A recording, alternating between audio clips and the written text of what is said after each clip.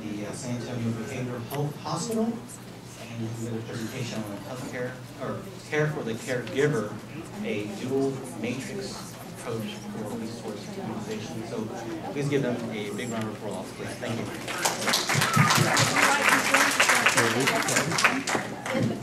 Thank you. Yes, podium hugger or whatever, so I'm going to do a little bit of both.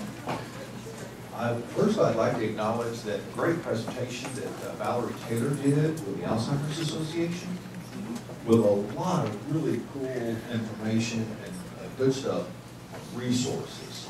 I think for as far as we look at one single source when it comes to dementia, I think the Alzheimer's Association may outpace all other individual sources. I'd like to acknowledge and thank Jennifer Rivas for some information that she's also given to me to help put this together. This concept of dual matrix approach was kind of an idea that I generated with the idea in mind that the most important resource is the caregiver. I worked for a short while in the private care industry where they pay a private care sitter to come into the home.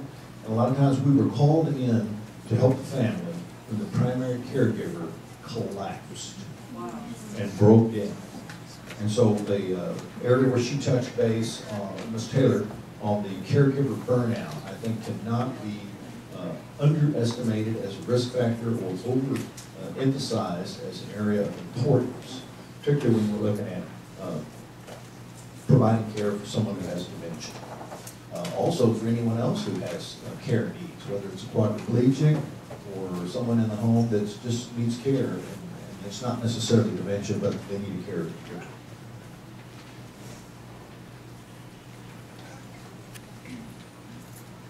The dual matrix approach suggests an equal importance for resource utilization for the care and support plan for the care receiver. We do a lot of care plans, treatment plans, diagnoses, evaluations for the recipient of care, but also emphasizing a care and support plan for the primary, high-tech is the primary caregiver. We tend to formalize one for the needs of the care recipient, and we tend to forget about and kind of just assume that the caregiver is going to be Superman or Superwoman. And the truth is, they're just as much a human being, maybe more of a human being than the rest of us. This has been covered a lot in the other presentations. I'm just going to review it quickly. My fly-ins are not really working, so I'm not sure what the scoop on that is. Alzheimer's disease supposedly accounts for 50 to 60%. Most of those people die within 7 to 10 years. I think that's 7 to 10 years after diagnosis. And there's a lot of indication that people have this disease for an unknown amount of time before they're diagnosed. Lewy body disease, projected 5 to 10%. Vascular disease or stroke-related issues, approximately another 10%. And I think, interestingly enough, combination of Alzheimer's and vascular or other types of dementia, 10% or more. And then there are other types of cases, as I mentioned, other types of cases where a primary caregiver is needed. If you have an elderly person who doesn't have dementia, they break their hip, they're going to need a primary caregiver. And that primary caregiver, their ability to take care of them is going to be based on what kind of support and care are they getting.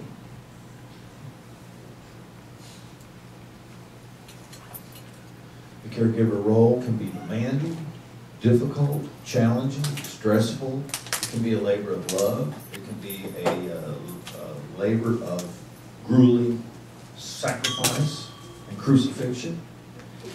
When they compare difficulties in terms of jobs, police officer, fireman, lumberjack, and caregiver, were identified as the most stressful job.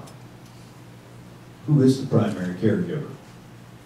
From the resources I checked, 75 to 85% are direct family members. We hear a lot about doctors, social workers, nursing homes, home health aides, things like that. 75 to 85% family members. A lot of those family members are not trained at universities, nursing homes, home health agencies. That video that they put on showed how some people are totally in over their heads and they're not getting the support and help that they need. A show of hands, how many people are primary caregivers in this room? Just out of curiosity. How many people in this room anticipate that you will be a primary caregiver in the near future? Okay. All right, couple of hands there, giving a few mutual smiles and grins. How many people are involved in the management of a team effort providing care for someone with dementia or long-term chronic health needs? Okay. What I'm going to do is back up for just a second and suggest on the dual matrix approach up here, if you are a care manager or someone on a team, a triad approach, because you have the care recipient, you have the primary caregiver, and then you have a care manager or a team of people that are trying to provide the care and support that someone needs.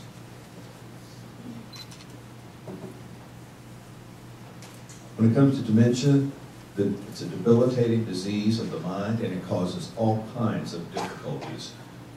Under words of wisdom, there's an old phrase that says, once a man, twice a child. When someone goes through dementia, they revert back to a much earlier level of functioning, not because they're having a vacation or relaxing, but because their mental capacity and their neural connections are deteriorating or being blocked. A lot of times you'll see all kinds of problems with tremendous fear, anxiety, irritability, frustration, sleep deprivation or insomnia, sometimes because they don't want to go to sleep or they can't.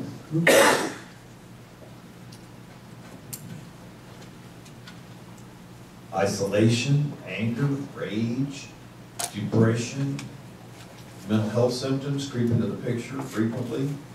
A lot of the pharmaceutical frustrations are that some of those medicines don't work well. Paranoia, hallucinations, delusions, aggression. How about an untrained caregiver trying to deal with someone who's paranoid, aggressive, having delusions and hallucinations? Do they need support and help? You bet. And they need a lot of it, and a lot of times they don't get it.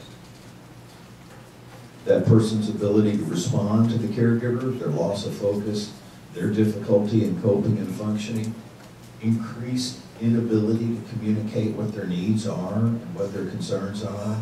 They have trouble with bathing, eating, even just drinking fluids. Their ability to function overall declines significantly. They start having difficulty walking, incontinence problems, their reduced ability to respond to your requests or your questions, or to even assist in their own care. The caregiver is frequently confronted with their own anger, anxiety, insomnia, grief. I have a Band-Aid on my finger here, so I'm a little bit off here on my control. The caregiver has a tremendously increased likelihood of themselves getting sick.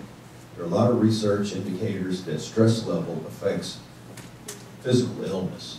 And when a caregiver is under tremendous stress, they're likely to get physically sick.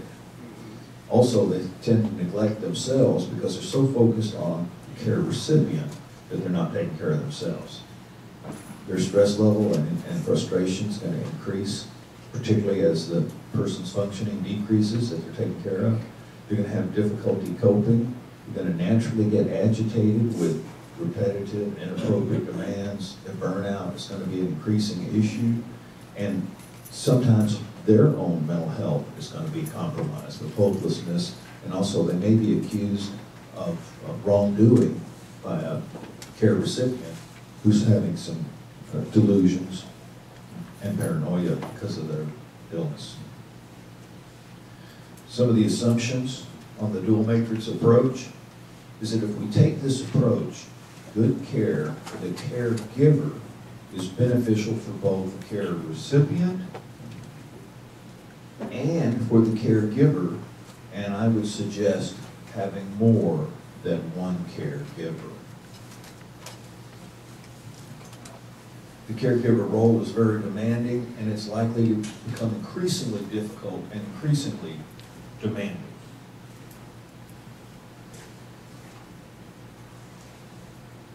Having good support and care for the caregiver strengthens the caregiver against stress overload, burnout, breakdown, losing their temper with their loved one or the person that they're trying to take care of.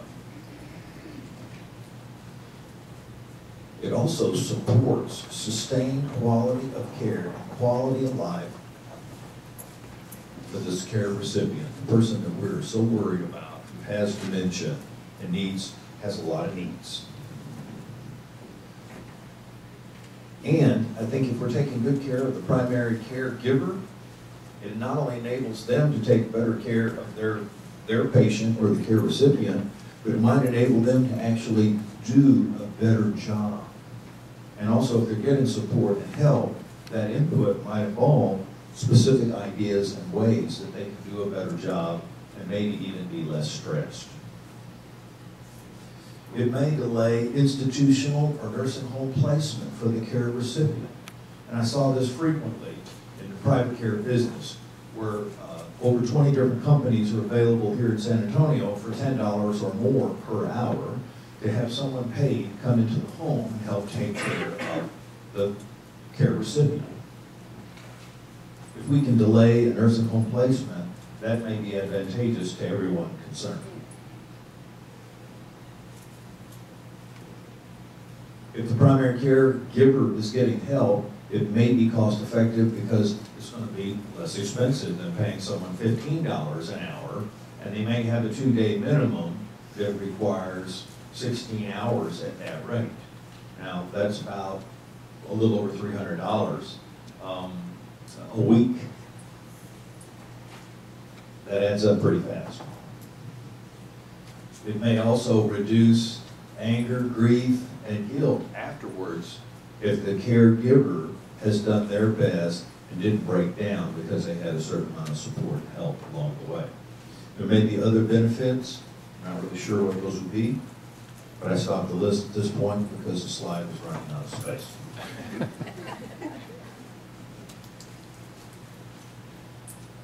Good care for the primary caregiver. At the end, I'll have some additional resources on various places, specific access points. But I think the primary caregiver, we cannot emphasize the importance there. For the primary caregiver, get help when you need it. We're not George Bush. Don't go it alone. Get help. Get respite or regular breaks. Don't neglect those breaks. If you see that the primary caregiver has bowling league on Tuesday nights, figure out a way to cover them so Tuesday nights they can go bowling with their friends and get out that frustration and hostility by throwing that bowling ball down the lane and knocking down some pins. If you're a care manager or you're involved with someone who is a caregiver, look at a team support approach. People are resources.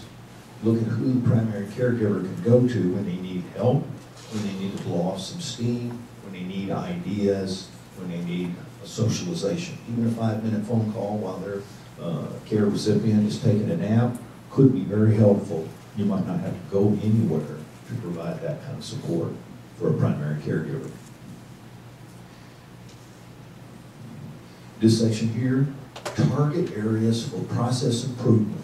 In other words, where is the primary caregiver having trouble and difficulty taking care of the care recipient? Is it at mealtime? Is it with medications? Is it going to a doctor's appointment? Is it going to the bathroom? What areas are they having trouble at? Try to look at ways to develop a better approach, or if they can't do a better way, how to be less stressed by that struggle, that difficulty. Maintain the dual focus and plan ahead for both parties. If you have someone who you know their dementia is going to get worse quickly, have a fast plan of backup care providers. Don't wait until you're you're stretched and your primary caregiver has collapsed, to try to find a backup caregiver that may not know anything about the situation. If you know that they're having trouble walking, have a wheelchair in the closet, ready and waiting. So if a doctor's appointment comes up and that's the day they really can't walk safely, the appointment is not missed and rescheduled for 6 weeks later. They go to the closet, they get the wheelchair, they take the person safely to the car, the doctor's appointment is kept, and the care recipient gets there safely and gets back safely. A little planning ahead can make a huge difference, not only on safety for the care recipient, but stress level for the primary caregiver.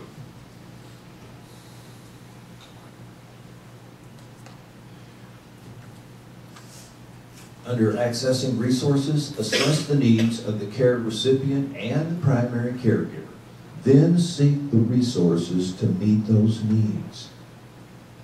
If you know what the needs are, then you can start looking for resources to meet those needs. If you don't know the needs of your primary caregiver, you're going to find out the hard way. You're going to find out in a crisis. You're going to find out when it's later than you would like. You don't want to find out important details in the 23rd hour. Utilize professional and private resources as budget allows, and use your best common sense. I like the presentation the other day from the legal perspective, where the lady says if you have a family member in a nursing home, get someone to keep an eye on them who has a loud mouth and knows how to bake. Because they're going to be talking to them. People are going to remember that person. They're going to know that so-and-so in this room here, if they're not in good shape, if they're soiled and left in their bed, somebody's going to be in their face and hollering about it. Someone's going to be talking to the facility administrator.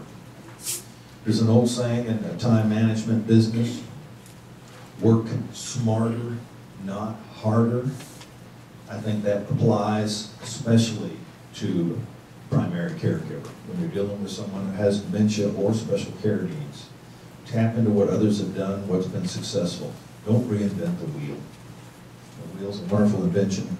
We don't have to reinvent it. We can figure out how to do things a little bit better. Think ahead, anticipate changing needs, because the needs are going to change. I've been told many times that Alzheimer's comes in 3 stages. That was a few years ago. And that a lot of times they're not even diagnosed until the 2nd stage because it sneaks up on us. Just like we had cancer. Sometimes we don't know we had cancer until it's been in place for a long, long time. When we find out about it, it's bad news because it's progressed. Try to stay ahead of the power curve. In terms of the disease and in terms of the needs. If someone has mild dementia, they can go to a day program and that'll work effectively. There's some good ones in town, especially for that. If they're in the advanced stage, they may not be walking, they may have trouble swallowing, they may be resisting eating, they may be tremendously difficult to care for, and a lot of times those folks have to go to a care facility, nursing home. Educate yourself about the assessment process, know what the diagnosis is of the care recipient, and what stage they're in, and especially what are the related expectations for that stage of dementia. Have Lewy body disease, they may very quickly progress much faster than other forms of dementia, and they may present more mental health needs than other types of dementia. That's not a guarantee because there's a lot of individual variation. Just like we all have unique fingerprint, we all respond differently to different conditions. But Lewy body disease has a pretty well-known track record of having more mental health concerns that the caregiver has to struggle and deal with. If you know that in advance, you can plan ahead. For the primary caregiver, know the primary caregiver's limits before they're exceeded. In a car, we have a thing that's called a tachometer, and it has a little gauge on it. It has a red line. And a red line on the tachometer means you've got to do something or that motor might blow up. We have one of those for automobiles, but we don't have one built in for human beings. And so we kind of need to know what our limits are. And it's good to try to figure those out before we exceed those limits. And what happens with primary caregivers, is they push this to the limit, and then they need care. Someone has to be a caregiver to them, because sometimes they collapse. So know what the needs are of the care recipient, current and future, and also the needs of the primary caregiver. Look at their strengths, look at their weaknesses, but especially assess and know what their needs are. Okay, getting into the resources topic, the whole topic of this conversation. Last, but hopefully not least, on the presentations here. Assess daily care process. Look for sticking points based on those problems. Look for problem solving and strategies. Look at what your caregiver can do. If they have a back injury, they're not going to be lifting someone. If that care recipient falls on the ground, they're not going to be able to pick them up. Medical concerns. People that have dementia have other medical conditions. And those other medical conditions, depending on what they are, could suddenly spike and supersede the dementia issue. They have a heart attack, or they have a stroke, or if they're diabetic and their blood sugar crashes, you could have an emergency. It's independent of the dementia care needs. Look at what the status is of those medical conditions. How severe are they? How many conditions does that person have? Educate and assist the primary caregiver on what those conditions are, so that it doesn't sneak up on them. What type of dementia does the person have? How far along are they? What is their current impairment? If you can't answer those questions, it would be helpful to start trying to answer them, because that's going to guide the care plan for the recipient and the marching orders for your caregiver.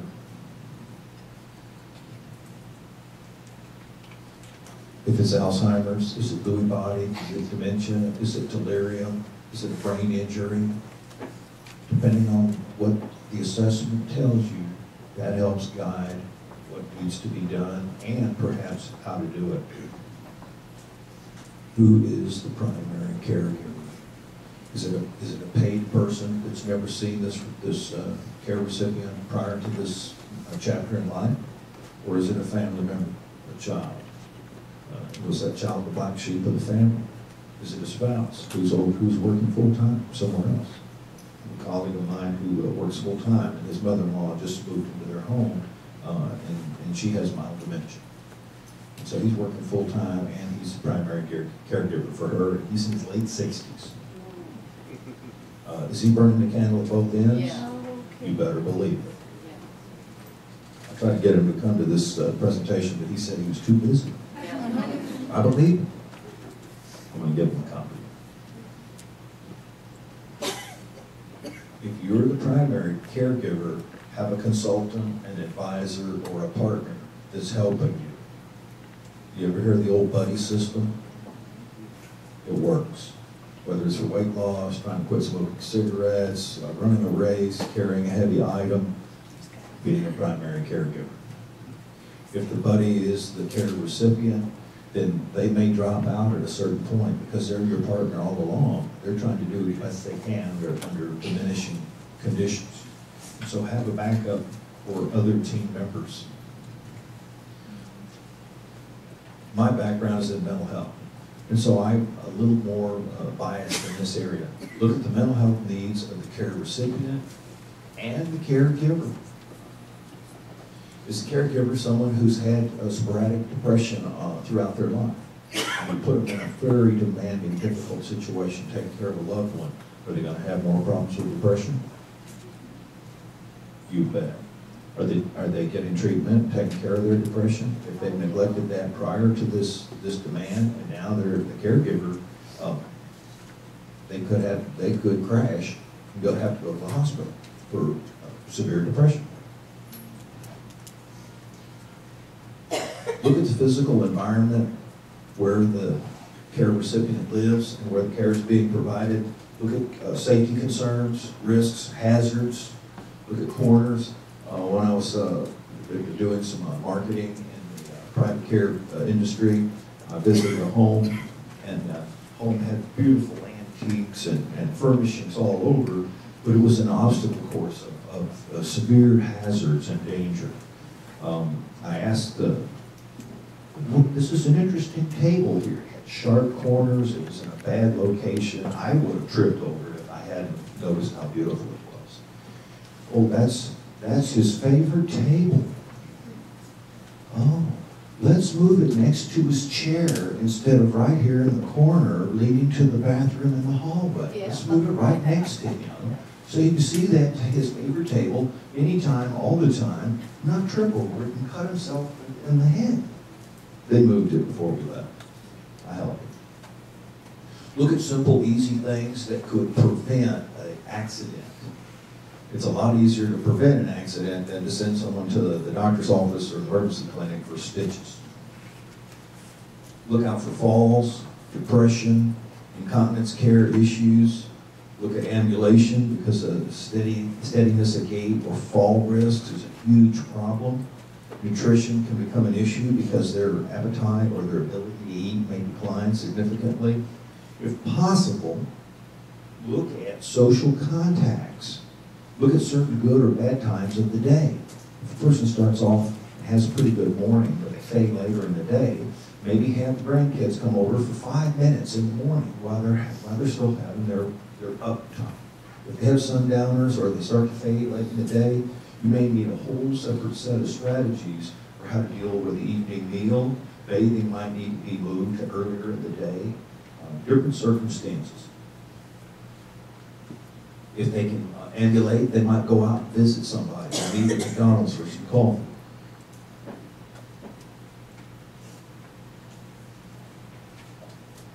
Call for reinforcements when you need it. Anybody remember the old Western movies when the cavalry came to save the day at the end of the movie when the Indians surrounded the fort? Everybody was looking pretty nervous and holding on to their scalps, and the Indians were about to take over. Here comes the cavalry to save the day. Have reinforcements ready. Don't wait until the stress level is surrounded the situation like a pack of Indians about to take the fort. Expect the unexpected. Plan ahead. Try to prevent the crisis instead of how to deal with the crisis. Have a backup for the caregiver. They need time off. If you are that caregiver, you need to reach out to other family members, or if necessary, you might need to look for a person who's paid to help. Have problem response strategies for this long list that I have there. We're dealing with falls, preventing them as much as possible. But also, if someone falls, what's going to happen? A neighbor of mine across the street fell one day. His wife came over to my house and said, "I need your help." I said, "Sure, what you need?" Her husband was laying in a garage on the concrete floor. Well, we called EMS because we didn't know if he broke any bones on the way down. There were no forgiving surfaces. Everything was steel and concrete. The last time I checked, human body doesn't compete well against those kind of hard surfaces. Luckily, he was okay. That wasn't his first fall. Shortly after that, we kind of encouraged them, and they did. We got a ramp put in front of the house. He hasn't fallen in quite a long time. If a person has seizures, then their medications become critically important. Are they taking their medications? You want to prevent a seizure as much as possible. That term wandering, I call it walking away unattended. You've got to keep an eye on things. If they have keys to the car, the question becomes, is that safe and good idea? Do those keys need to somehow get lost?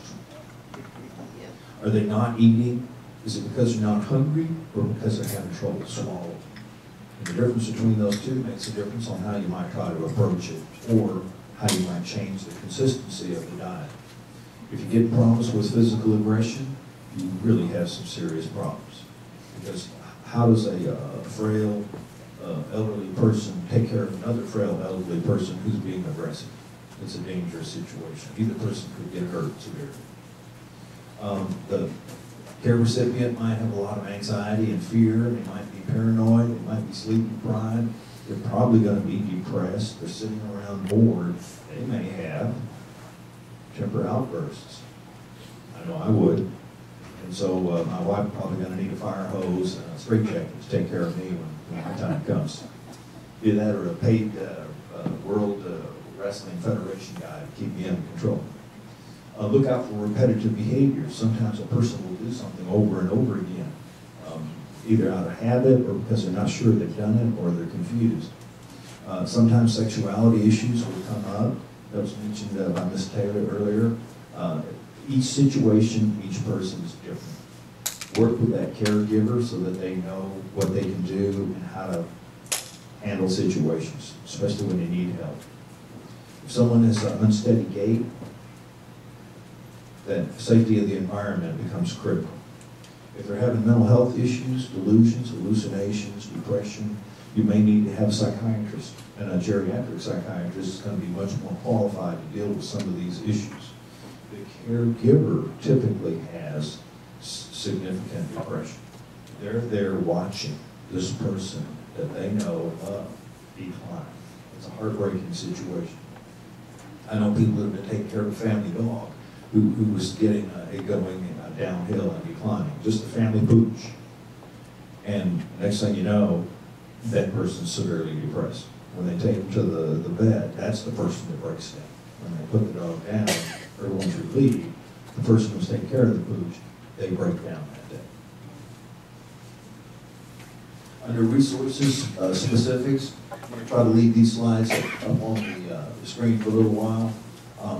Meals on Wheels is very helpful. A lot of times nutrition or getting out, if the caregiver can't get out to get groceries, they might be able to utilize this service, even if it's not because of a financial limitation in their budget. We did talk about adult protective services earlier. That's their phone number. I've had clients who called adult protective services on themselves. They said, I'm at my breaking point. I'm about to hurt my family member. I won't tell you what happened when people came out, but they called themselves. The people turned around and left after they found out what the call was about. A Place for Mom is a very well-known, I don't want to say brokerage service, but they're a resource for referral on home health, placement, hospice care, and high-end assisted living facilities. ACOG, that was mentioned by Ms. Taylor, they're a good resource. Look at adult daycares and day programs. Grace Place has 3 locations. They're the only program that I'm aware of that's certified dementia care day program. They have locked building. They have 3 locations. Last I checked, that's their current rates. I've visited these programs. They're pretty darn good. I was really impressed. The only limitation that they have on it is that you have to work with the transportation, get the person there, and they have to be able, have to be continent, have to be able to handle the bathroom by themselves. That leaves a lot of us out. Well, that's a difficulty. That's a challenge. Seniors 2000, they have 2 locations. They help with transportation. They help basically get you signed up or be a trans. And they're Medicaid funded, so that program, if the person can attend that, is paid for by Medicaid. A lot of people go to these facilities. Each of their programs, I think, has over 100 people. So they have, and one of their founders was a psychiatrist, who was and then the other one was a businessman, high-powered businessman in the photo business, that later decided that he wanted to do something to help out the seniors. And there are a lot of people there that are not as old as you might think. Private care, I mentioned that. There are a lot of options out there. Last time I checked, there was over 20 companies competing. They will provide a customized care plan. Many of them have nursing staff that will come out as well, and they have attendant or direct care people who will do meal prep, sitter service, will help the person move around, keep an eye on them, so that they can stay in their homes for a longer period of time, but yet also maintain safety. Nursing homes, that's always a tough situation. No one wants to go to a nursing home, but sometimes that's what happens. Look around, look in advance, so you're not in a desperate situation where you have to have a place in the next 24 hours. visit during mealtime. You can see what's going on and how people are being treated, what kind of food they're eating, how mealtime is handled as a commanding and difficult time in the schedule. You'll see how they're working with their residents there. I think the Alzheimer's Association website looks pretty legible on this slide, so there's one of the access points and their phone number. Home health care is usually driven by a doctor's order, but if you get a doctor's order for home health, you can have many different types of home health services brought into the home. So you may have someone who's a caregiver, but you may have a nurse or therapist or someone who's a professional who come in with certain kinds of contracted services that are needed. The key there is you got to have a doctor's order.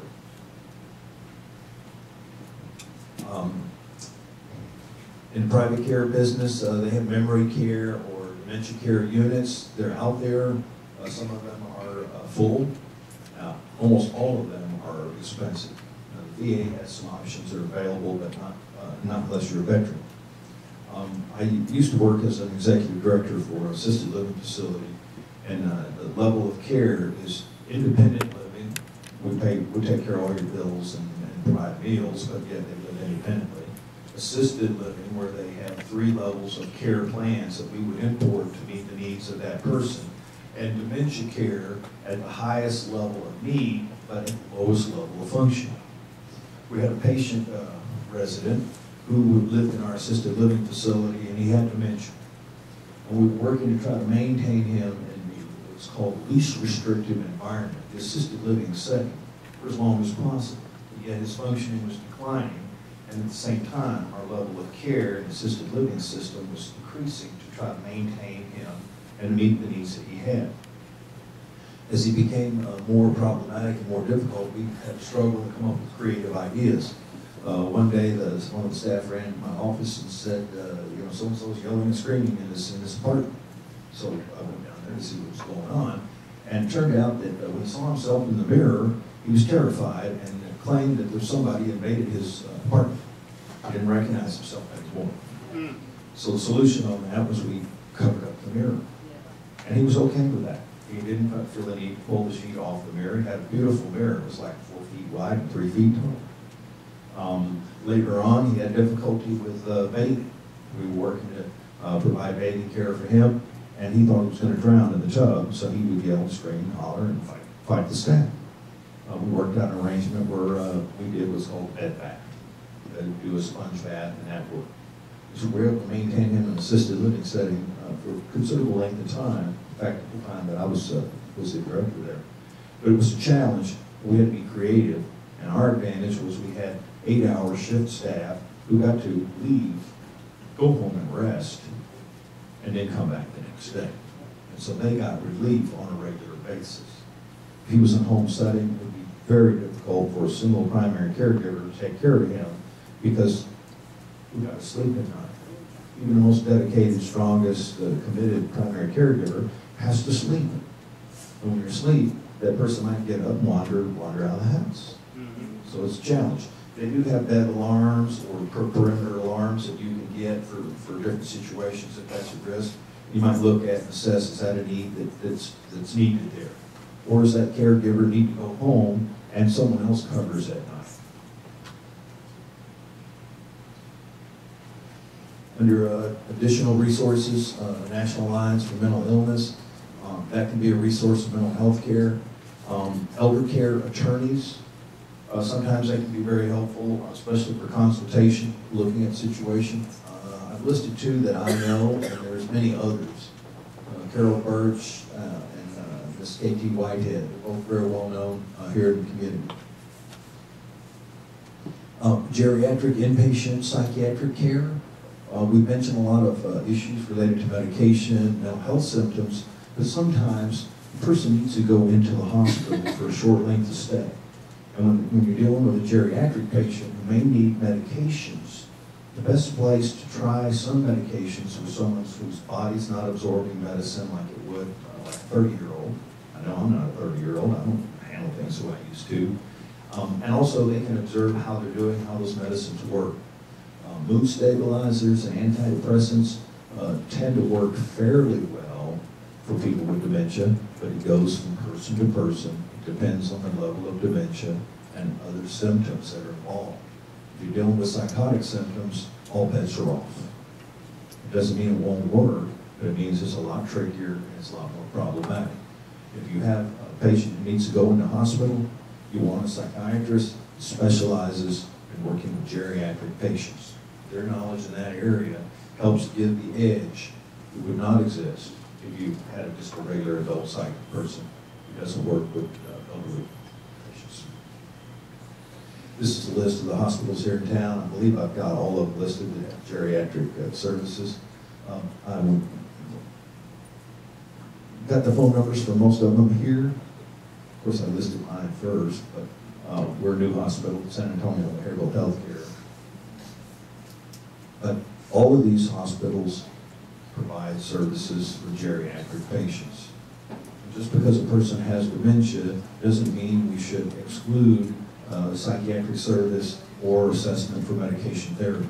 They need that just as much as the rest of us, and in fact, they may need it even more than us.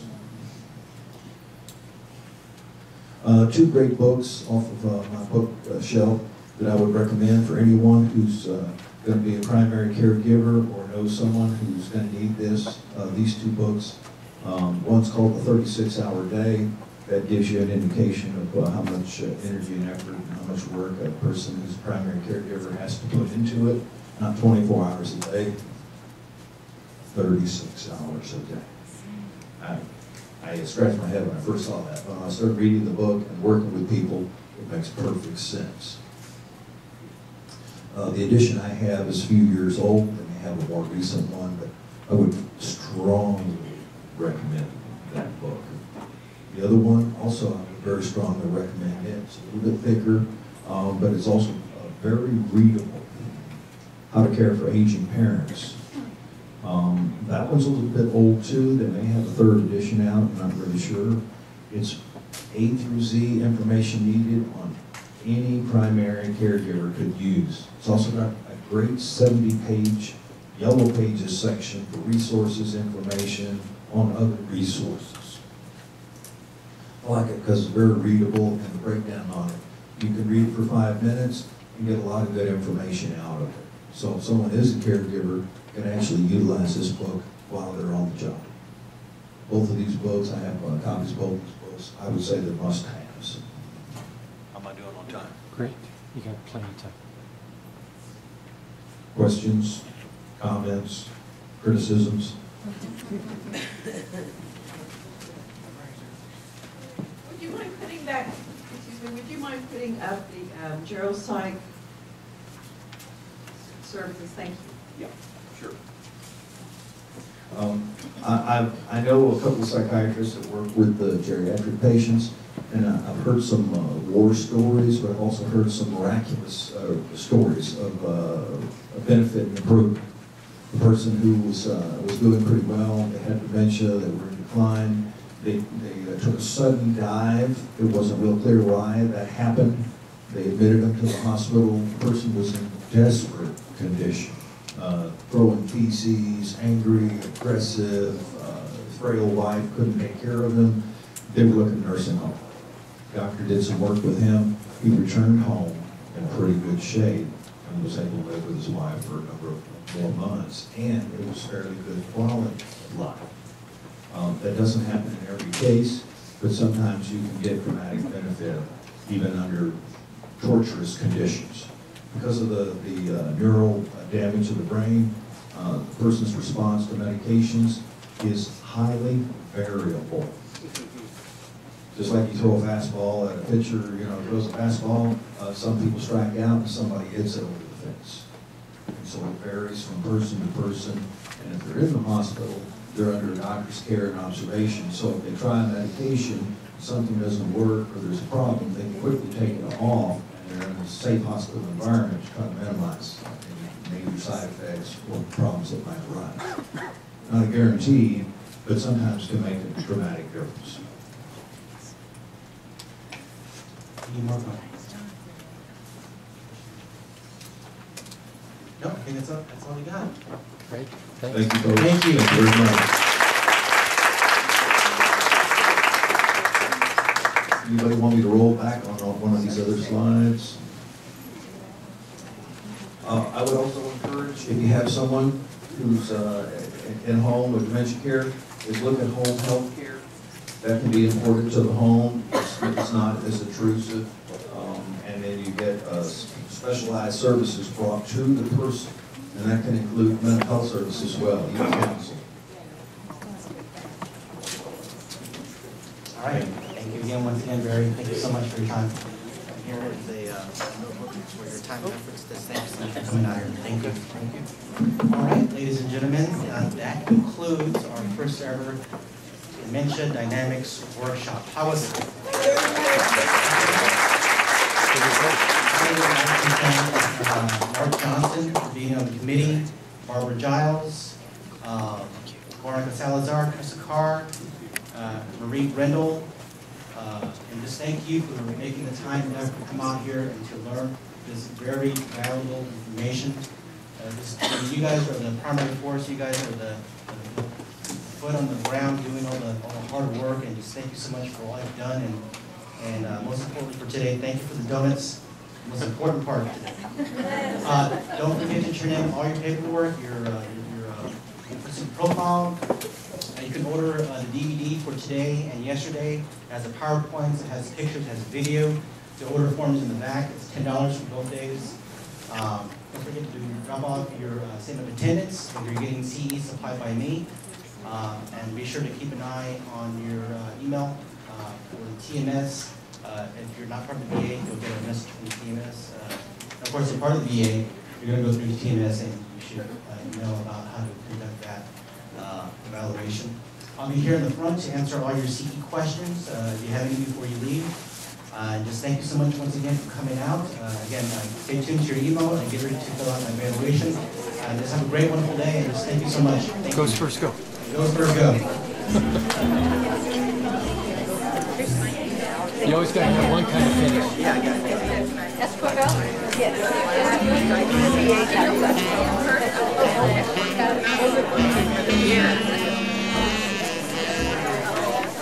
Yes.